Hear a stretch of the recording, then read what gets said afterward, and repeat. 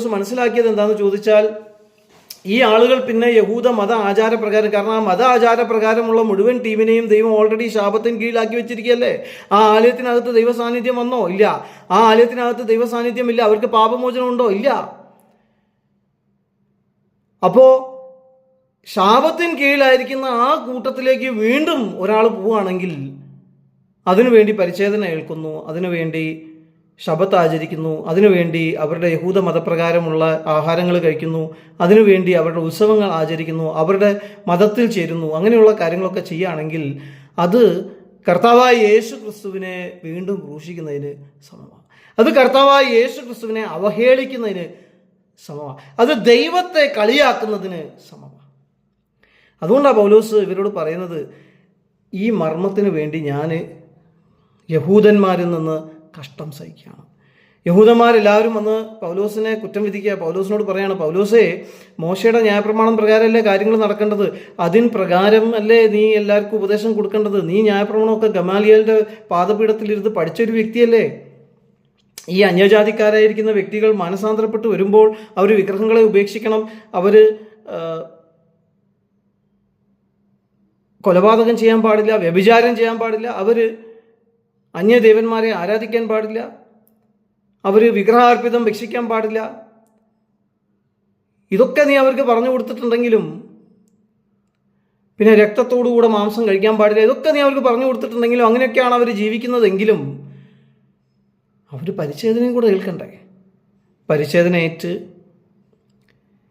അവർ ശബത്ത് ആചരിച്ച് ഉത്സവങ്ങൾ ആചരിച്ച് യഹൂദന്മാർക്ക് മാത്രം കഴിക്കാൻ പാടുള്ള ആഹാരങ്ങൾ കഴിച്ച് യഹൂദ ആലയത്തിലെ മെമ്പർഷിപ്പ് എടുത്തിട്ട് അങ്ങനെയല്ലേ ജീവിക്കേണ്ടത്. എന്നാൽ പൗലോസ് അവരോട് പറയാണ്, നിങ്ങളുടെ ആ ആലയം മൊത്തവും നിങ്ങളുടെ ആ സിസ്റ്റം തന്നെയും ശാപത്തിന് കീഴിലായിപ്പോയി. കർത്താവായ യേശു ക്രിസ്തു ദൈവം മനുഷ്യനായ ഭൂമിയിലേക്ക് വന്നു. അവനാ ദൈവത്തിൻ്റെ ആലയം. അതിനുശേഷം ദൈവത്തിൻ്റെ സാന്നിധ്യം, സ്വർഗവും ഭൂമിയും ഒരുമിച്ച് വരുന്ന ആ സ്ഥലം, കർത്താവായ യേശു ക്രിസ്തു യഹൂദന്മാരുടെ റെപ്രസെൻറ്റേറ്റീവായി മരിച്ചു എന്ന് ഞാൻ പറഞ്ഞു, മാനവരാശിയുടെ റെപ്രസെൻറ്റേറ്റീവായി മരിച്ചു എന്ന് ഞാൻ പറഞ്ഞു. പക്ഷെ അവൻ ദൈവം കൂടിയാണ്. ദൈവപുത്രൻ എന്ന് പറയുമ്പോൾ അവൻ ദൈവം തന്നെയാണ്. ആ ദൈവമാകുന്ന ദൈവപുത്രനാകുന്ന യേശു ക്രിസ്തു, ദൈവ സാന്നിധ്യമാകുന്ന യേശു ക്രിസ്തു, അവനാണ് യഥാർത്ഥ ആലയം. യഹൂദന്മാരുടെ ആലയം ചെയ്യേണ്ട കാര്യങ്ങളൊക്കെ അവൻ ചെയ്തു. അവൻ പാപങ്ങൾ ക്ഷമിച്ചു, അവൻ ആഹാരം കൊടുത്തു, അവൻ ദൈവവചനം വിഭാഗിച്ചു കൊടുത്തു, അവൻ കാണാതെ പോയ ആളുകളെ തിരഞ്ഞ് രക്ഷിച്ച് ആലയത്തിലോട്ട് ചേർത്തു. ആ യഹൂദന്മാരുടെ ആലയത്തിലുണ്ടായിരുന്ന പുരോഹിതന്മാരും അവിടുത്തെ മതപരമായുള്ള കാര്യങ്ങളിൽ മുൻഗണനയിൽ നിൽക്കുന്ന പരീശന്മാരും ശാസ്ത്രിമാരും ഒക്കെ ചെയ്യേണ്ട കാര്യമായിരുന്നു. യേശു ക്രിസ്തു അത് ചെയ്തു. ആലയത്തിൻ്റെ മുഴുവൻ ഫംഗ്ഷനും ഇപ്പോൾ യേശു ക്രിസ്തു ചെയ്തു. ആ ആലയത്തെ നിങ്ങൾ ത്യജിച്ചു. ദൈവ സാന്നിധ്യം തിരിച്ചു വന്നപ്പോൾ, ഞാൻ ആ അത്തിവൃക്ഷത്തിൻ്റെ കാര്യം പറഞ്ഞില്ലേ, ദൈവ സാന്നിധ്യം തിരിച്ചു വന്നപ്പോൾ ആ ദൈവ സാന്നിധ്യത്തെ സ്വീകരിക്കുന്നതിന് പകരം നിങ്ങൾ ആ ദൈവ സാന്നിധ്യത്തെ പുറന്തള്ളിയിട്ട് നിങ്ങളുടെ ആലയത്തിനെയും പുറത്താക്കിയിട്ട് നിങ്ങളുടെ പട്ടണത്തിനും പുറത്തു കൊണ്ടുപോയി ക്രൂശിച്ചു. നിങ്ങൾ ആ ദൈവ സാന്നിധ്യത്തെ എന്ത് ചെയ്തു? റിജക്റ്റ് ചെയ്തു. ഇത്രയും കാലം വിഗ്രഹങ്ങളെ സേവിക്കാതെ, വിഗ്രഹങ്ങളെ സേവിക്കുന്നതിന് അടുത്തെങ്കിലും ഒരാൾ പോയാൽ അവനെ സഭയിൽ നിന്ന് പുറത്താക്കിക്കൊണ്ട് അതുപോലെ വിശുദ്ധിയും വേർപാടും ആചരിച്ച പരീശന്മാരും ശാസ്ത്രന്മാരുമായിട്ടുള്ള നിങ്ങൾ ദൈവ സാന്നിധ്യം വന്നപ്പോൾ ആ ദൈവ സാന്നിധ്യത്തെയും ദൈവിക മെസ്സിയെയും കണ്ടെത്താനോ മനസ്സിലാക്കാനോ സാധിക്കാതെ, തിരിച്ചറിയാൻ സാധിക്കാതെ അവനെ പുറത്താക്കിയെന്ന് മാത്രമല്ല, അവനെ കൊന്നു. നിങ്ങൾ അവനെ അങ്ങനെ അന്യായമായി ദൈവത്തിൻ്റെ ന്യായപ്രമാണം ഉപയോഗിച്ച് വിധിച്ചപ്പോൾ നിങ്ങൾ ഉപയോഗിച്ചുകൊണ്ടിരിക്കുന്ന ആ ന്യായപ്രമാണത്തിൻ്റെ ശാപത്തിന് കീഴിൽ വീണ്ടും പോയിരിക്കുക. ഓൾറെഡി ശാപത്തിന് കീഴിലാണ്. ദൈവം പാപക്ഷമ തന്നെങ്കിലേ ആ ശാപം മാറുള്ളൂ. ആ ശാപം മാറിയെങ്കിലേ അവർക്ക് ദൈവ സാന്നിധ്യം കിട്ടുള്ളൂ. ദൈവ സാന്നിധ്യം കിട്ടിയെങ്കിലേ അവർക്ക് ആ ഉടമ്പടിയിലേക്ക് തിരിച്ചു വരാൻ പറ്റുള്ളൂ. അങ്ങനെയെങ്കിലേ അവരുടെ മരണം മാറുള്ളൂ, പുനരുത്ഥാനം അവർക്ക് വരുള്ളൂ. എന്നാൽ ദൈവം രക്ഷകനായി അയച്ച ആ രക്ഷകനെ ത്യജിക്കുക മാത്രമല്ല, അവനെ അടിച്ച് ഉപദ്രവിച്ച് കൊന്നു. ദൈവക്രോധം വന്നപ്പോൾ അവൻ ഇവർക്ക് വേണ്ടി സഹിക്കുകയാണ്, ഇവരോട് ക്ഷമിക്കണമേ എന്ന് ദൈവത്തോട് അപേക്ഷയാണ്. ദൈവമാണ്, അതുകൊണ്ട് അവൻ പറയുന്ന വാക്കിന് വിലയുണ്ട്. അവൻ ക്ഷമിക്കുമ്പോൾ പാപം ക്ഷമിക്കപ്പെടും. ആരൊക്കെ ആ പാപക്ഷമ ഏറ്റെടുക്കാൻ തയ്യാറാകുന്നുവോ അവരുടെ കുറ്റം മനസ്സിലാക്കി അത് സമ്മതിച്ചിട്ട് പുറത്തു വരാൻ തയ്യാറാകുമോ, അവരുടെ പാപം ദൈവം നിശ്ചയമായും ക്ഷമിക്കും. പക്ഷെ അതിൻ്റെ കീഴിൽ തന്നെ ഇരിക്കുകയാണ് ചില ആളുകൾ ഇപ്പോഴും. ദൈവം തന്ന ന്യായപ്രമാണ പ്രകാരം വിശുദ്ധി വേർപാടൊക്കെ ആചരിച്ച് ദൈവ സാന്നിധ്യത്തിന് വേണ്ടി കാത്തിരുന്ന അവർ ദൈവ സാന്നിധ്യം വന്നപ്പോൾ അതിനെ ക്രൂശിച്ചു, അതിനെ പുറത്താക്കി, അതിനെ നശിപ്പിച്ചു. അങ്ങനെയുള്ള ആ വ്യക്തികൾ, അവരുടെ മുകളിൽ ഇപ്പോൾ ദൈവത്തിൻ്റെ ക്രോധമാണ്. ദൈവത്തിൻ്റെ ക്രോധം അവർക്ക് നേരെയാണ് വന്നത്. പക്ഷേ കർത്താവ് യേശുക്രിസ്തു ഇടിവി നിന്നിട്ട് അത് അബ്സോർവ് ചെയ്തു, അവൻ ഏറ്റെടുത്തു. അവരുടെ പ്രതിനിധിയായി നിന്നുകൊണ്ട്, ഇസ്രായേലിൻ്റെ രാജാവ് എന്നുള്ള നിലയ്ക്ക് അവരുടെ പ്രതിനിധിയായി നിന്നുകൊണ്ട് കർത്താവ് യേശുക്രിസ്തു അത് ഏറ്റെടുത്തു. പക്ഷെ അതിൻ്റെ അർത്ഥം എല്ലാവർക്കും അത് ബാധകമാണെന്നല്ല. മാനവരാശിക്ക് വേണ്ടിയും കർത്താവ് നിന്നിട്ടുണ്ട്. പക്ഷെ അതിൻ്റെ അർത്ഥം എല്ലാവർക്കും അത് ബാധകമാണെന്നല്ല. ആരൊക്കെ മാനസാന്തരപ്പെട്ട് അവരുടെ തെറ്റ് മനസ്സിലാക്കി ഞങ്ങൾ ന്യായപ്രമാണത്തെ ശരിയായ രീതിയിലല്ല ഉപയോഗിച്ചത് എന്ന് പറഞ്ഞ് ഏറ്റുപറഞ്ഞ് ഞങ്ങൾ ന്യായപ്രമാണ പ്രകാരം കുറ്റക്കാരാണെന്ന് പറഞ്ഞ് ആ ന്യായപ്രമാണം നന്മയ്ക്ക് വേണ്ടി ഉപയോഗിക്കുന്നതിന് പകരം ഞങ്ങൾ അനീതി ചെയ്യാൻ വേണ്ടി ഉപയോഗിച്ച് ദൈവത്തിൻ്റെ ക്രിസ്തുവിനെ തന്നെ ഞങ്ങൾ കൊന്നു എന്ന് പറഞ്ഞ് ഹൃദയത്തിൽ കുത്തുകൊണ്ട് മാനസാന്തരപ്പെട്ട് ആരൊക്കെ വരുന്നു അവർക്ക് മാത്രമാണ് ഈ പാപക്ഷമ കിട്ടും.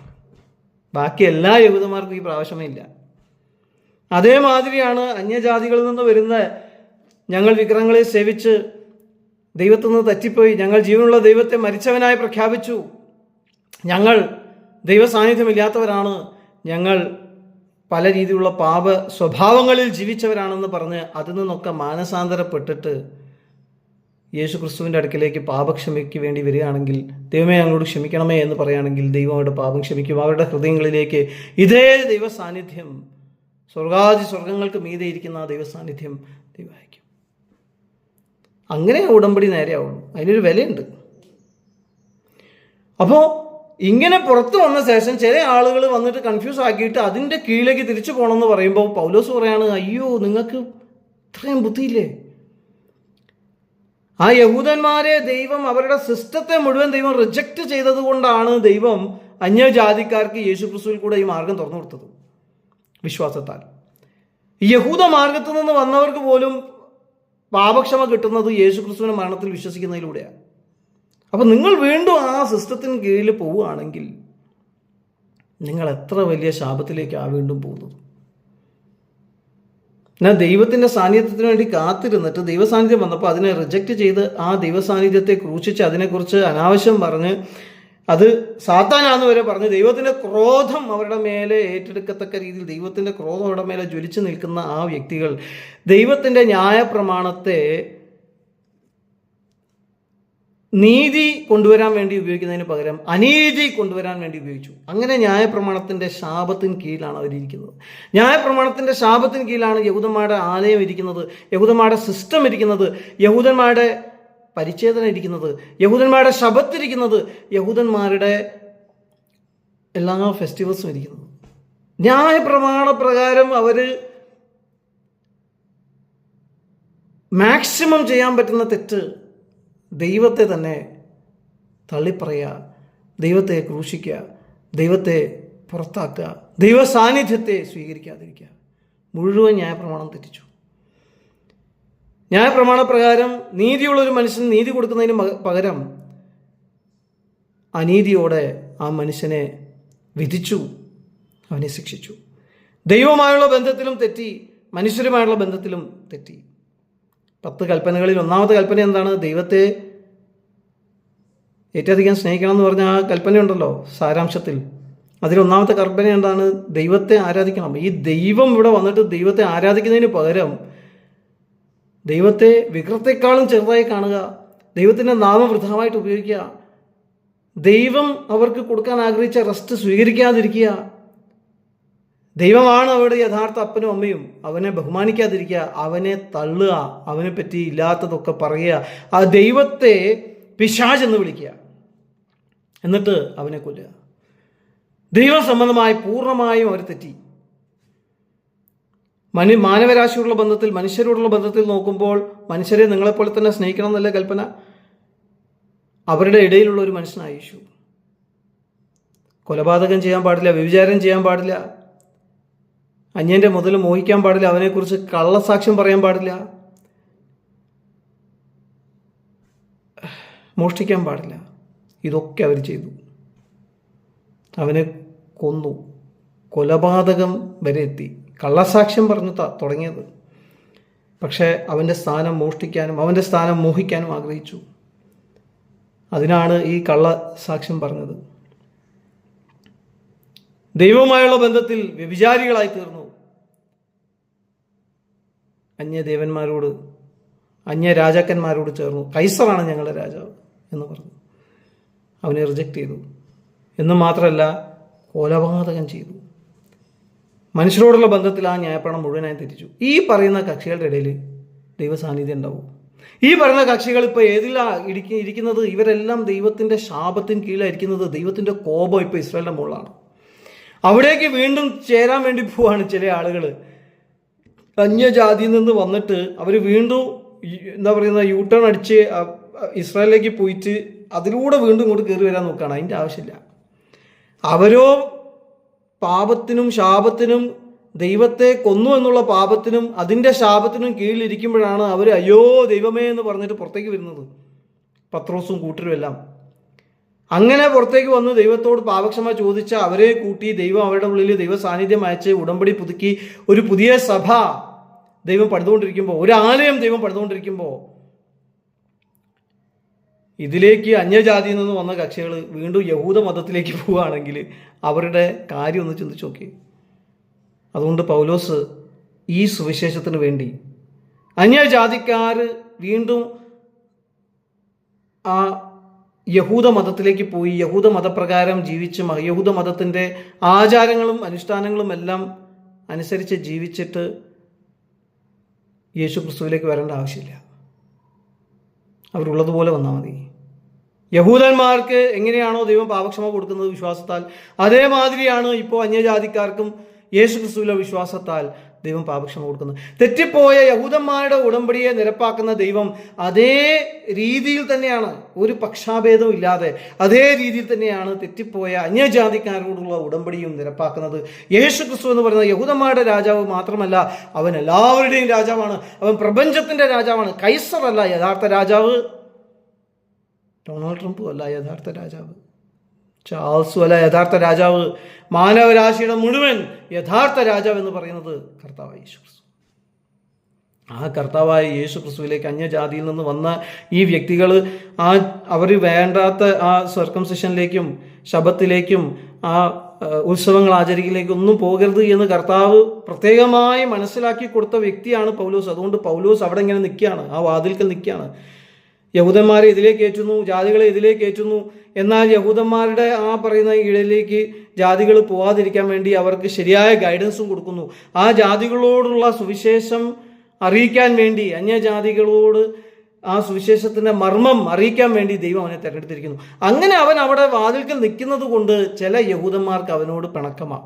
അവരുടെ വിചാരം യഹൂദന്മാരുടെ മെമ്പർഷിപ്പ് ഇവൻ കുറയ്ക്കാനാണ് നോക്കുന്നത്. യഹൂദന്മാരെ ദൈവത്തിൽ നിന്ന് അകറ്റാനും ദൈവത്തിൽ നിന്ന് അകന്നവരായിട്ട് പ്രഖ്യാപിക്കാനാണ് നോക്കുന്നത്. ദൈവത്തിൻ്റെ ന്യായപ്രമാണത്തിനെതിരെയാണോ അവൻ സംസാരിക്കുന്നത്, ദൈവ ആലയത്തിനെതിരെയാണോ അവൻ സംസാരിക്കുന്നത് എന്ന് പറഞ്ഞ് അവർ പൗലോസിനെ പീഡിപ്പിക്കുകയാണ്. ആ പീഡനം മുഴുവൻ പൗലോസ് സഹിച്ചു. അത് സഹിച്ചുകൊണ്ടിരിക്കുമ്പോൾ ഈ യഹൂദന്മാർ ചെന്നിട്ട് അന്യജാതിക്കാരുടെ നേതാക്കന്മാരോടും അവരുടെ രാജാക്കന്മാരോടും പറഞ്ഞിട്ട് ഈ പൗലോസിൻ്റെ പീഡനം വീണ്ടും കൂട്ടുകയാണ്. അങ്ങനെ പൗലോസിൻ്റെ പീഡനം വീണ്ടും കൂട്ടിയിട്ട് അവൻ ചെയ്യാത്ത കുറ്റങ്ങൾക്ക് അവൻ ജയിലിൽ കിടക്കുമ്പോൾ അവൻ്റെ കയ്യിൽ വിലങ്ങാണ്. അവൻ അവിടെ ഇരുന്നിട്ട് അവരോട് പറയാണ്, എൻ്റെ ഈ വേദനകളും യാതനകളും എൻ്റെ ഈ സഫറിങ്സും അത് നിങ്ങൾ ഒരു ക്ഷീണമായിട്ട് കാണാൻ പാടില്ല. അവൻ പറയാണ്, അതുകൊണ്ട് ഞാൻ നിങ്ങൾക്ക് വേണ്ടി സഹിക്കുന്ന കഷ്ടങ്ങൾ നിങ്ങളുടെ മഹത്വമാകിയാൽ അവ നിമിത്തം അധൈര്യപ്പെട്ടു പോകരുത് എന്ന് ഞാൻ അപേക്ഷിക്കുന്നു. ഇത് ഞാൻ ഈ സുവിശേഷത്തിന് വേണ്ടി ധൈര്യത്തോടെ നിൽക്കുന്നു എന്നതിൻ്റെ അടയാളമാണ്. നിങ്ങളിത് കണ്ടിട്ട് അധൈര്യപ്പെട്ടു പോകരുത്. അത് നിമിത്തം പൗലോസ് എന്ന ഞാൻ ജാതികളായ നിങ്ങൾക്ക് വേണ്ടി ക്രിസ്തുയേശുവിൻ്റെ ബദ്ധനാകുന്നു. ജാതികളായ നിങ്ങൾക്ക് വേണ്ടിയാണ് ഞാൻ നിൽക്കുന്നത്. നിങ്ങൾ ഇനി യഹൂദന്മാരായിട്ട് ഞാൻ റൗണ്ട് അടിച്ചിട്ട് ഇതിലേക്ക് വരേണ്ട ആവശ്യമില്ല. ഉള്ളതുപോലെ വന്നാൽ മതി. ആ സുവിശേഷം അതേപോലെ പ്രിസർവ് ചെയ്യാൻ വേണ്ടി ദൈവമാക്കി വെച്ചിരിക്കുന്ന ഒരു വ്യക്തിയാണ് ഞാൻ നിങ്ങൾക്ക് വേണ്ടി ക്രിസ്തുയേശുവിൻ്റെ ബദ്ധനാകുന്നു.